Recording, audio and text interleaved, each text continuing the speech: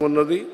ఈ విషయాన్ని మన నరేంద్ర చౌదరి గారు రమా దంపతి గారు ఈ విషయాన్ని ముఖ్యంగా తీసుకుని ఈ కోటి దీప మహోత్సవాన్ని ఇంత అద్భుతంగా ఈ భాగ్యనగరంలో హైదరాబాద్ నగరంలో ప్రతి సంవత్సరము చేస్తున్నారు।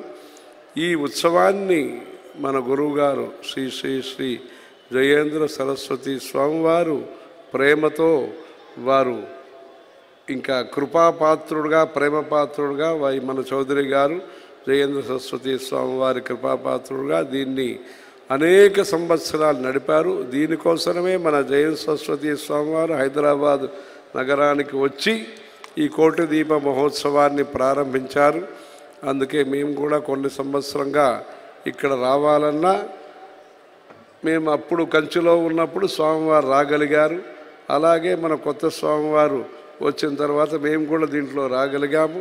అలా ఈ భక్తి టీవీ ప్రోగ్రాంలో ఈ దీపోత్సవం అనేది మంచి అద్భుతంగా ఈ ఒక ఈవెంట్ లాగా ముఖ్యమైన సర్కార్ పరంగా కూడా ఈ ముఖ్యమైన ఈ ఉత్సవం కింద దీన్ని పరిగణించారని ఇప్పుడే మన చౌదరి గారు చెప్పారు। నేషనల్ ఫెస్టివల్ కింద అలా రాజ్యోత్సవం కింద రాజ్యోత్సవం అని కర్ణాటకలో చెప్పుకుంటారు। అలా తెలంగాణ రాజ్యోత్సవం కింద ఈ కోటి దీప మహోత్సవం అనేది భక్తి ప్రపత్తులతో మీరందరూ కూడా బాగా చేసుకుంటున్నారు। ఈ దీపోత్సవం అనేది రాజా మహారాజులు గారు శాసించిన కాలంలో కూడా అఖండ దీపం అఖండ దీప్త్యా తమోహరం బాహ్యం అథాంతరంచ లోపల్లో ఉండే చీకటి కూడా తొలగాలి, బయట ఉండే చీకటి కూడా తొలగాలి, నశించి జ్ఞానదీపేన భాస్వత అనే ఒక ఉద్దేశంతో ఈ దీపోత్సవాన్ని నడిపారు।